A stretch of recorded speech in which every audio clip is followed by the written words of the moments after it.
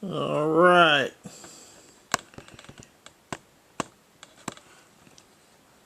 Let me we'll plate of bacon here. Yeah. Jesus is king. Don't forget. All you Scoslims out there that seem to think that they're going to take over the United States. You got another thing coming. That's right. Got another thing coming. Man. People of the U.S. been easy on you guys so far. The problem is that you guys have mistaken kindness for weakness. You know, the United States is not the theater of war over in the Middle East. It's not. The people here are armed. And at some point, they're just going to step up, take care of it. That's right. Either leave now or else. You've been warned. That's it. Now, things I want to talk about. Flock cameras. People are stepping up finally. You know, need to take care of this flock camera crap. It's a complete violation of the Fourth Amendment of the United States Constitution. And people are stepping up. They're stepping up and taking out flock cameras, you know, themselves. They're stepping up and they are suing places like in various states. They're suing cities, towns, states, whatever. Violation of the Fourth Amendment. Trump spent all of a whole 20 seconds on the subject. I'm sorry, but, you know, he's not on our side. He was better than word salad Harris, but he's not, you know, he's not on our side. He is on the side of the globalists. That's my opinion. People are just going to have to take control. They're going to have to take back the country. One way or another. United States is has the most heavily armed populace in the world. People of the U.S. they're not giving up their rights. Rights are inalienable. No such thing as giving up rights.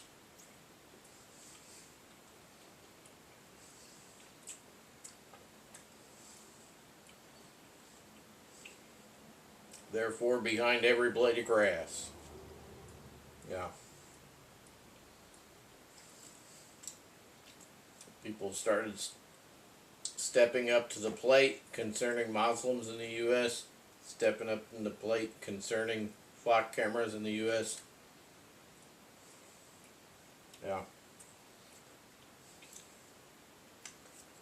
Need to just take care of business. Everybody in all the other countries that are having issues like these, you just need to take care of business. You need to ignore police, ignore your governments, and you need to take care of the situation as a people. That's just the way it has to be. You cannot ask for permission. You just got to take control.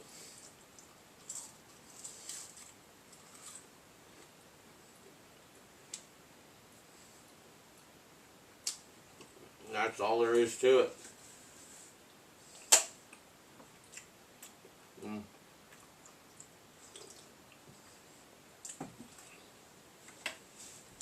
Bacon, baby.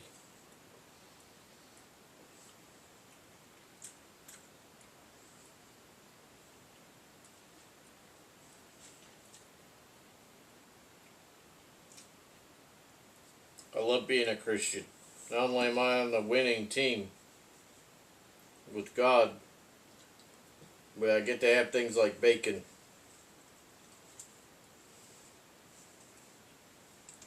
Thank you, Jesus. Mm.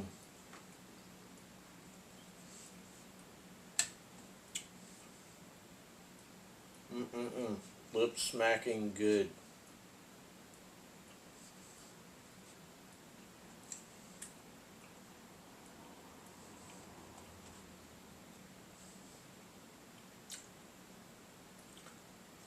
Well, we see things going on in the world.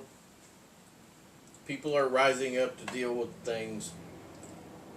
It's an uphill battle, but it will be won in the end through God.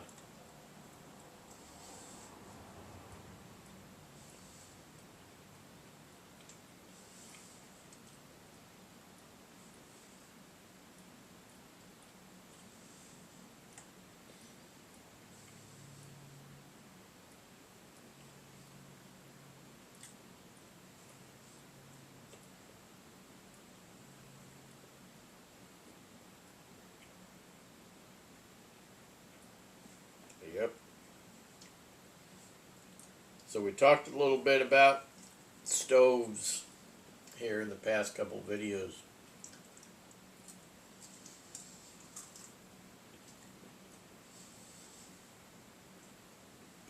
And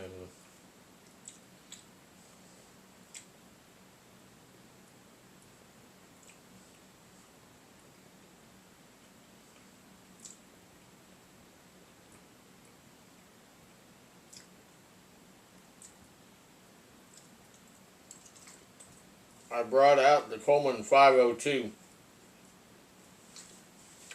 My personal opinion is that the 502 of all Coleman stoves is the best Coleman stove that was ever produced. Just my opinion. The 508 with the lever on the side was also a good one. 508.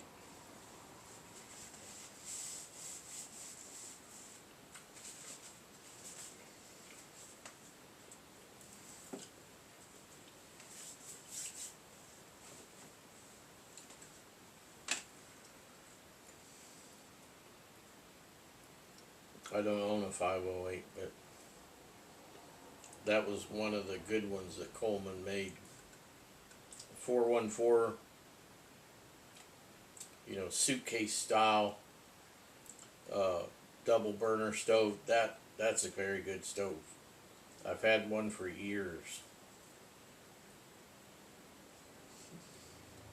I had bought it new.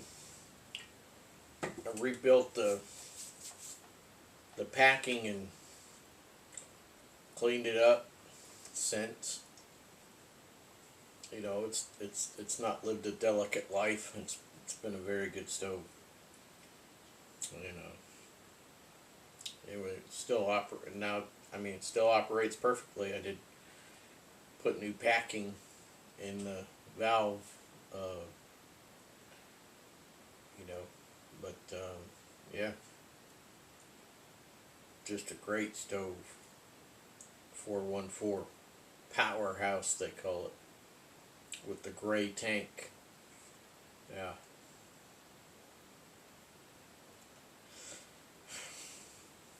There is not a lot of things to talk about right now. I mean, we are in a particular part of the timeline where things are just gradually just going worse and worse. Things are just getting worse by the day, getting closer and closer to the rapture and to the revealing of the Antichrist. You know, these are what they call the beginnings of sorrows. You know, I mean,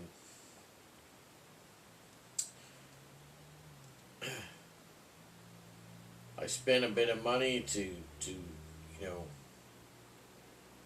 to rent a professional tiller. This year I do that every year. generally, and tilled the land. I planted so much corn, so much, and almost probably 90% of it did not come up. And that's supposed to be non-GMO corn. That's right. And I got it from Baker Creek. And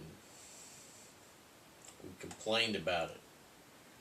You know, I and others complained about it. And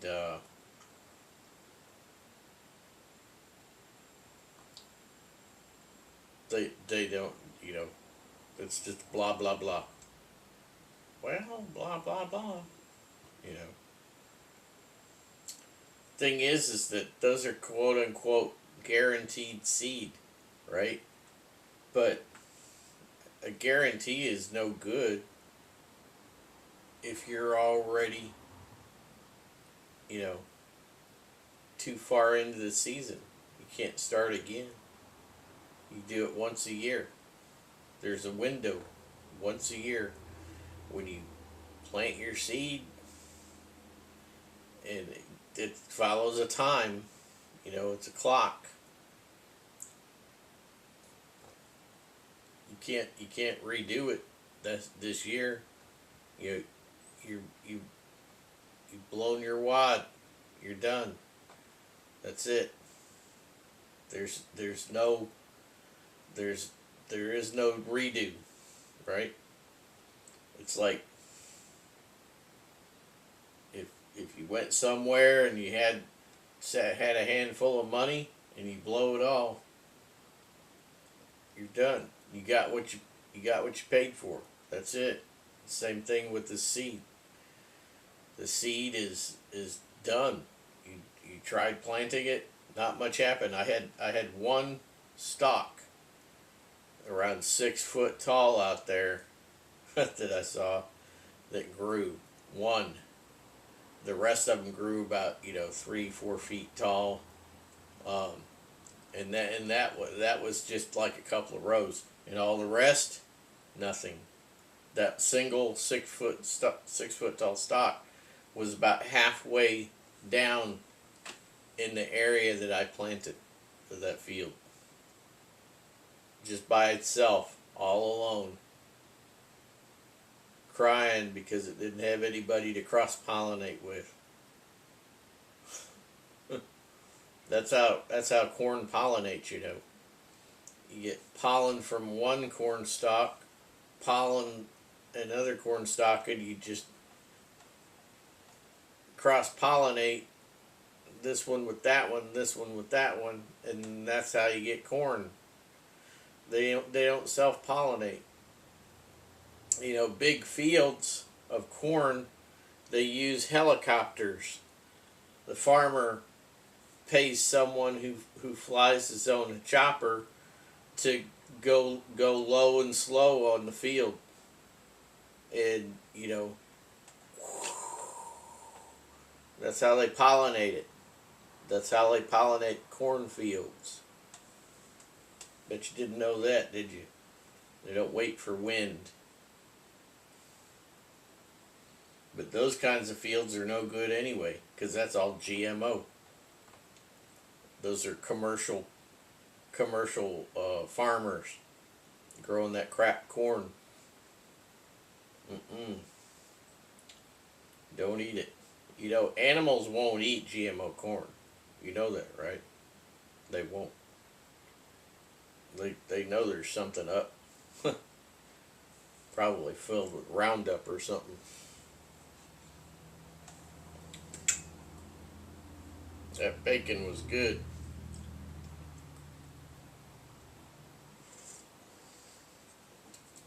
Won't be no more of that, though, because I had boxes of it since 2020. And I'm down to a few. I got a few boxes of bacon in the back room, in the storage room. There's a few individual boxes of bacon left. You know, I had lots, but it's been 6 years, so it's not like I've been eating bacon every day, since I bought it and laid it up, but just every now and then. But you know, I've only got a few boxes of individual boxes of bacon left. I'm gonna hold on to them. So that's it for the boxed bacon for the channel. I don't remember if I got any bacon recently from a farmer or not. I don't remember. I bought a bunch of meat from a farmer,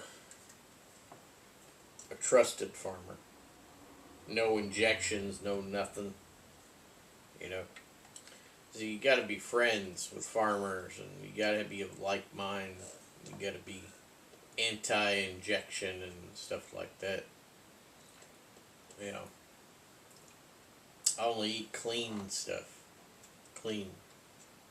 I barely even go to the grocery store these days. And I have lots and lots of food on hand. Lots of food. Lots. Yep. That's the way you gotta be. I've still got lots of food on hand. You know.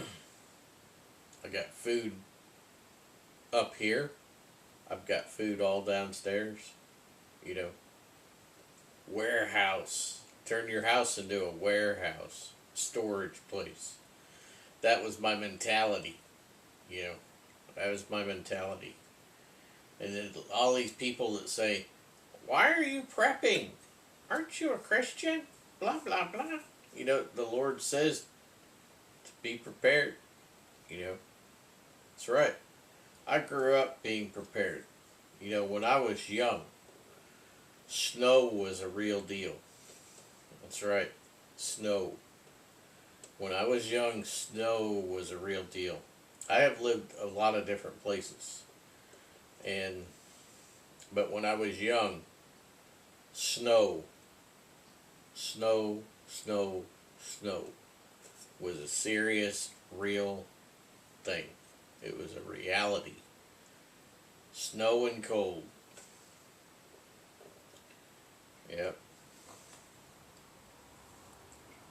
And my parents were always prepared. Always prepared.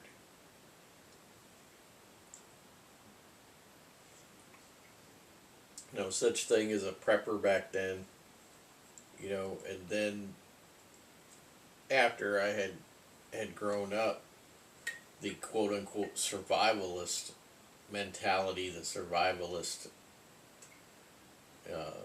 movement came along,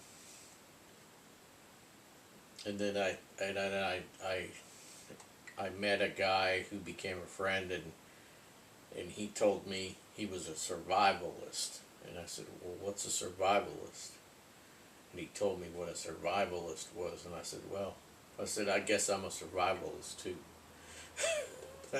Because it was all of the crap that I had grown up with, you know, putting back, hoarding food, canned goods, whatnot, having enough in case you got snowed in for, you know, a month.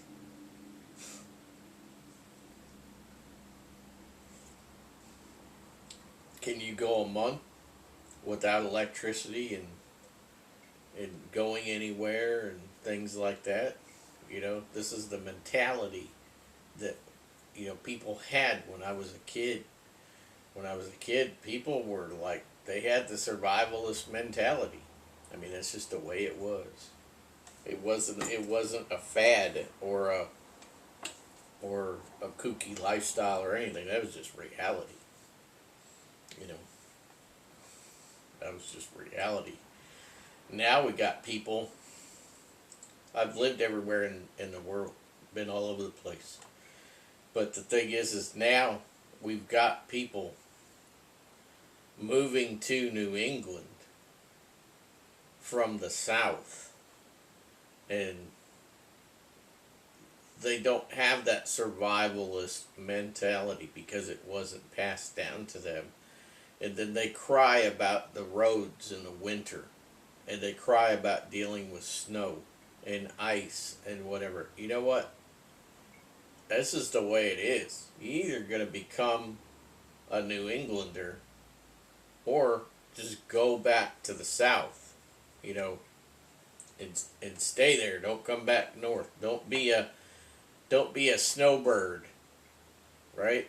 Don't be somebody who moves to New England because they want all of the fair weather stuff, and then when it gets harsh, run to the South for a month or two or 4 or 6 or 8, depending on where in New England you are. You know, you could be snowbound for months. You know, but coastal places like Rhode Island, it's more mild. But you get up in northern Vermont, you know, Northeast Kingdom. You get up in New Hampshire and in the north of New Hampshire, or you get up in Maine. I mean, you could be months. You could be snowbound for months. The thing is that people up here love it. Real New Englanders love that time of year because they go skiing, they go tobogganing, they go on their snowmobiles, they go winter camping, and they love all that stuff. That's a real New Englander, somebody who embraces the winter months, right? The autumn and winter are their two favorite times of year. Because otherwise you got black flies and midges, mosquitoes, chiggers and whatnot, and the bug months. Me, I'm an autumn and winter guy. That's it. That's the times of year that I love. And I've been other places, and I have lived in other places and in hot climates, and it just killed me. There was a time when I was in Africa. And I was marching along, and I was. It was the first time I had been in Africa, and I wasn't drinking enough water, and I almost blacked. I did black out for a second, but I almost blacked. That's what I call almost blacking out. It's where you're just about to black out. You do black out for like 1 second or less, and you catch yourself because you come out of it. And what it was is I had not been drinking enough water. You know, and my buddy told me, have a seat for a second. He says, you gotta keep drinking water all the time. Drink water, drink water, drink water. I was like, well, but we still have to ration. He's like, yeah, we got to ration, but we got to ration over the long haul. Better to carry the water in you than on you. You see, this is like a mindset. Better to carry the water in you than on you. If you're going to carry water weight, carry it in you rather than on you. I mean, you're going to sweat your water out. Again, here's another tidbit for hot climate and dehydration and all that. The nomads, the nomadic peoples in Africa, they're all constantly layers of clothing on. You don't see anybody with a t-shirt in Africa. You know what I mean? You got the nomadic peoples, they're constantly covered up. That's insulation between them and the heat and the sun. And yes, they sweat, but the sweat does not evaporate very fast, and it soaks up in the clothing, and it stays in the clothing, and it evaporates much slower because there's layers and layers of clothing. You see? And so what happens is that they're cool enough, okay, and then they're they retain their water, okay, more. Do you understand what I'm saying? Yeah. Anyway, I don't even know how I got off on all that subject. But yeah, I don't even know where I was going with that. We started talking about blacking out because of heat and whatnot. Oh yeah, well we were talking about New England, and we segued into Africa somehow. Anyway, we're back to New England. Is people, the people that are not New Englanders, they're from the South. They want that. They want that uh, they want that lifestyle that they see in the Yankee magazine and whatnot.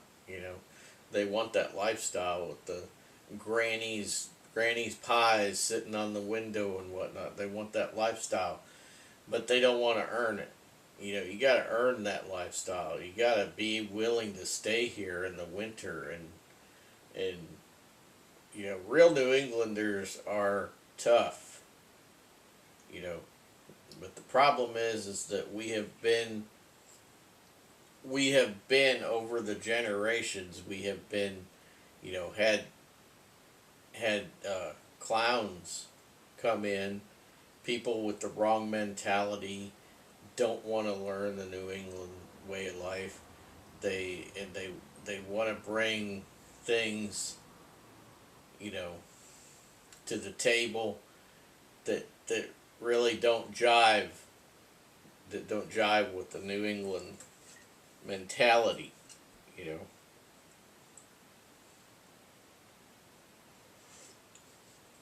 They want to be a New Englander when they want to be a New Englander when things are always good and prosperous and whatnot. Not when stuff hits the fan, you know. Like there were floods up here a few years ago, floods, and which is pretty epic, really. There's pretty epic, but thing is, you just gotta take it. Gotta take it and deal with it, not run away.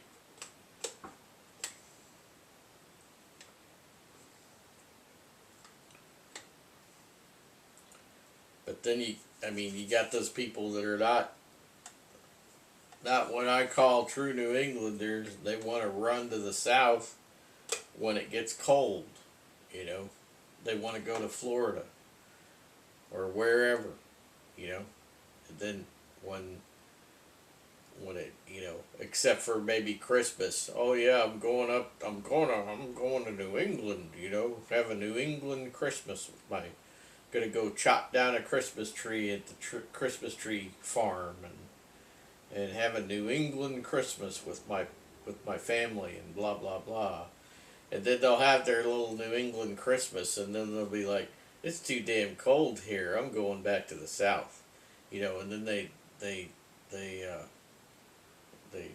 put on their travel clothing for the airplane, and they get on the airplane and they hightail it back to Florida or wherever, and then, "Oh, I'm from New England,"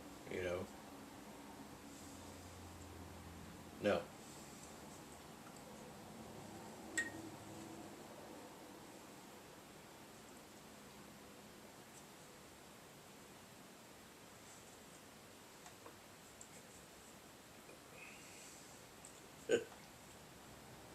Yeah. Okay.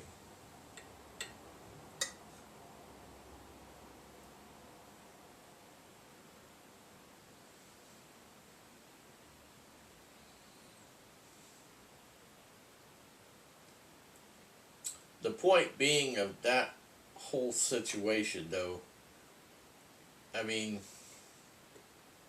if you're going to live in an area, embrace that area. If you want to, I'm just talking about New England, right? But it could be anywhere in the United States, But if you move somewhere in the United States from another area of the United States, don't bring your baloney with you. You know that you're trying to get away from. You know, you want to just adopt a new way of life.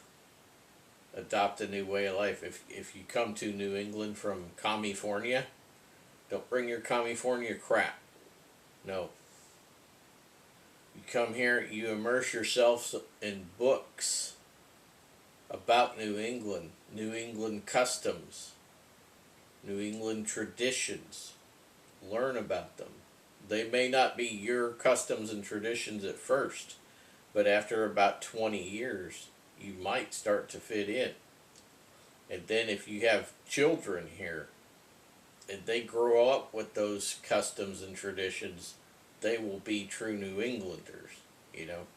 You see what I'm saying? Without even having to uh, to adopt, you know, to work at being a New Englander. They won't even have to, because they'll have already grown up with those things. They won't have to learn to integrate, you know, adopt those customs and traditions as their own, because they'll have grown up with them. You know, there's absolutely nothing wrong with people adopting a new way of life. You know, there's nothing wrong with that. But you know, you have problems. Like, you have problems with people from Massachusetts wanting to run to a neighboring New England state, for instance, even. You know, running to Connecticut, running to New Hampshire, running to Maine, running to Vermont, running to Rhode Island. You know, you have this problem where you have people from Massachusetts running to any of these other New England states, and they want to bring their baloney with them. You know, their crappy political things. You know, nobody in their right mind in New England agrees with any of the stuff that's going on in the political realm of Massachusetts or Rhode Island especially, or Connecticut, you know, probably in that order. Massachusetts, Rhode Island, Connecticut, quote unquote southern New England. Those states, all of their state government is corrupt and crap. It's all run by commies, you know, and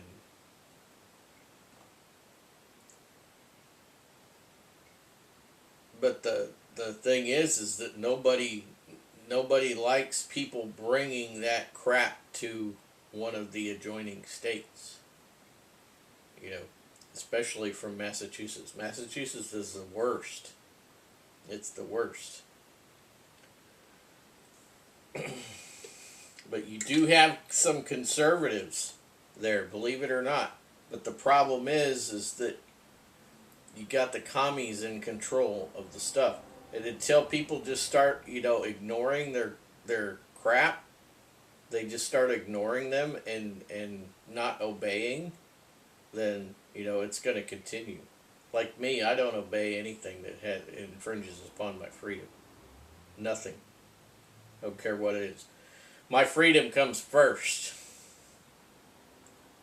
Don't care about any commie laws, any commie baloney out of state government whatsoever. I'll tell them to their face, and I have told them to their face. And I will continue to tell them to their face if they are in my face. Remember one time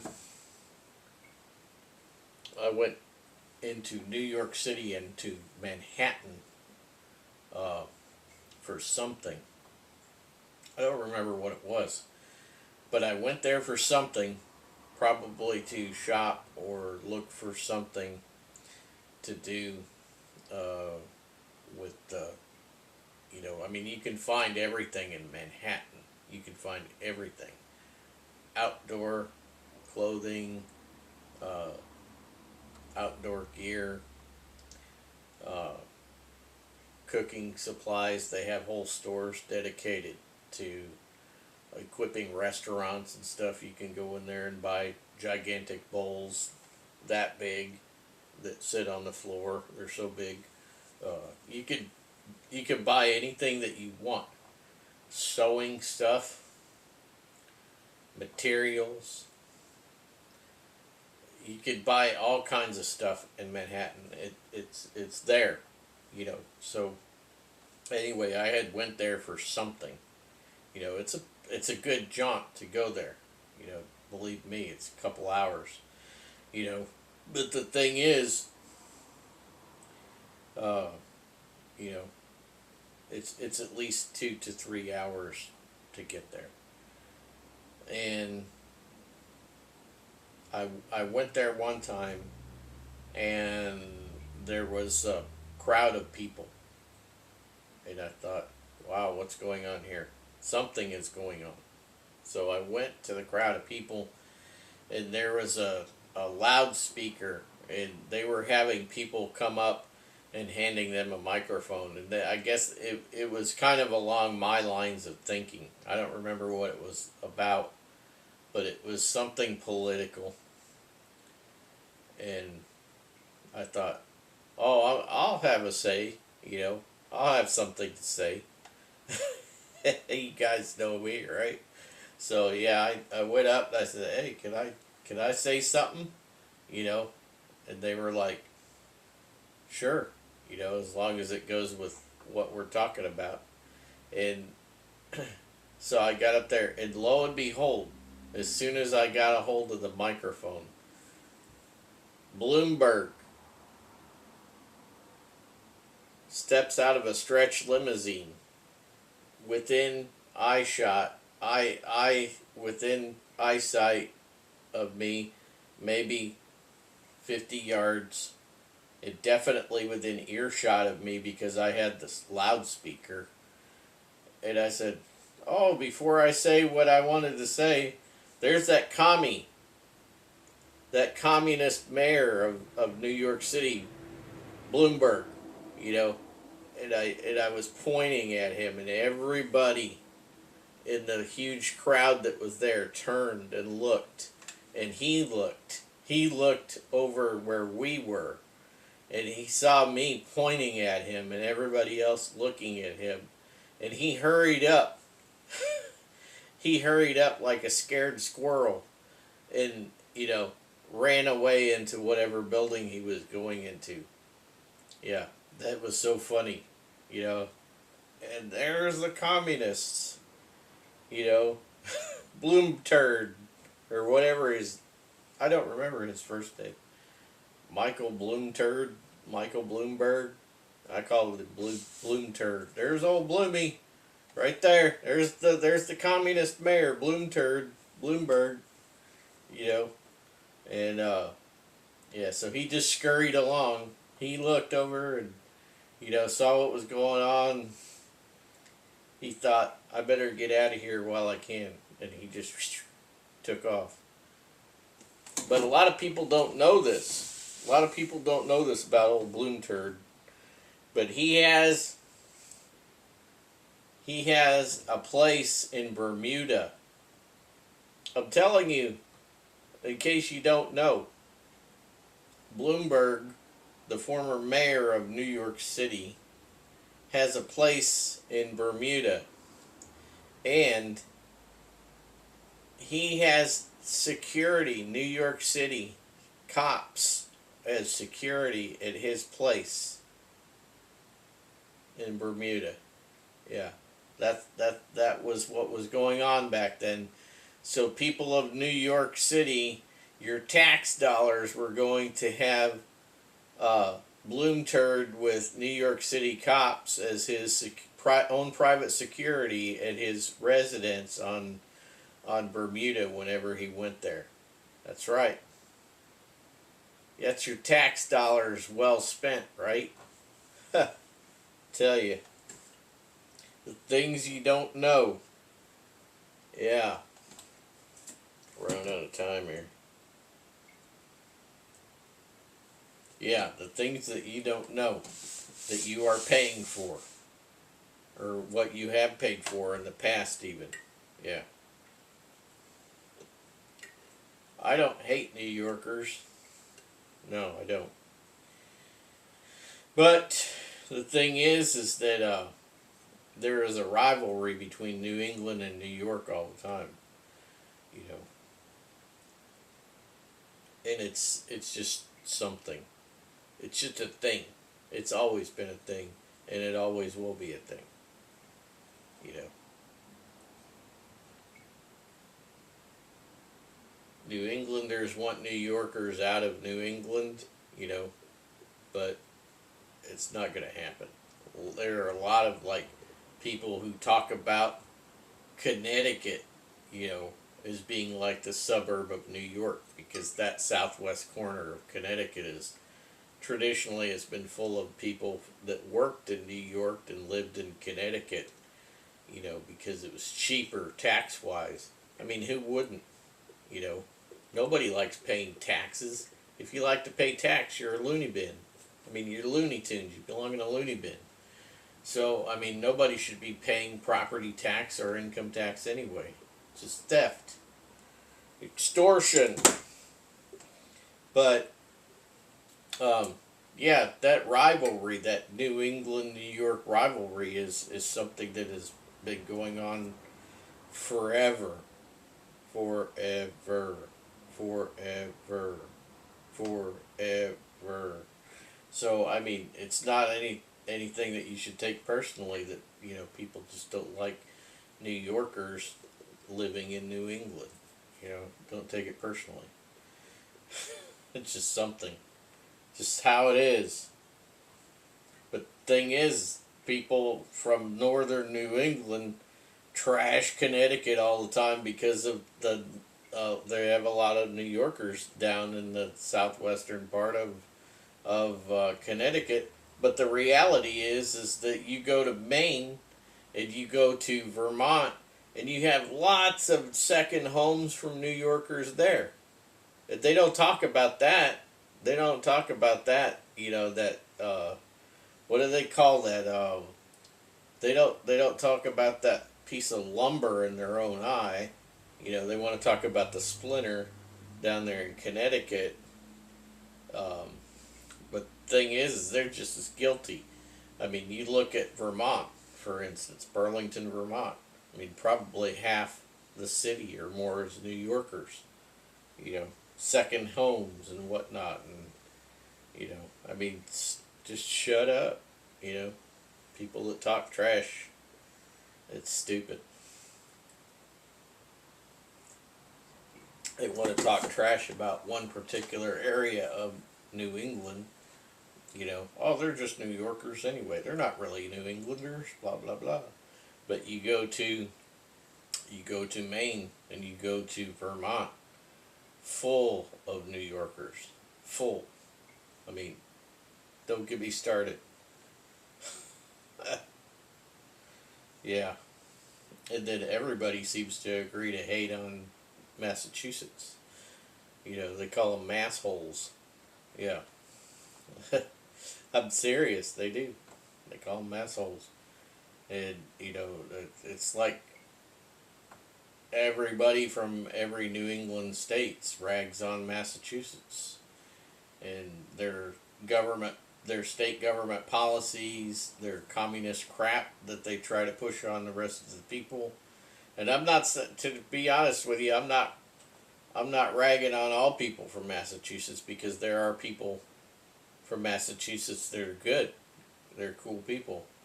But there are a lot of idiots in Massachusetts. But again, we have to not pin the idiot badge on all of the people of any particular place, because as we know, usually it's the people in state government that are a bunch of commie idiots, and they give everybody else in the state a bad name. That's something that we got to remember. It's something we got to remember. Generally, it's idiots in state government that give the rest of the state a bad name. Okay, that's something that we have to try to remember. It would be nice if we could just, do something about it. Prevent them from being in government altogether. Anyway, that ain't for me to take care of. That's for Jesus to take care of. Yeah. Can only do so much. Then it has to come on, on Jesus's shoulders. Because, you can't, if you don't like somebody, you can't just whack them. That wouldn't be right.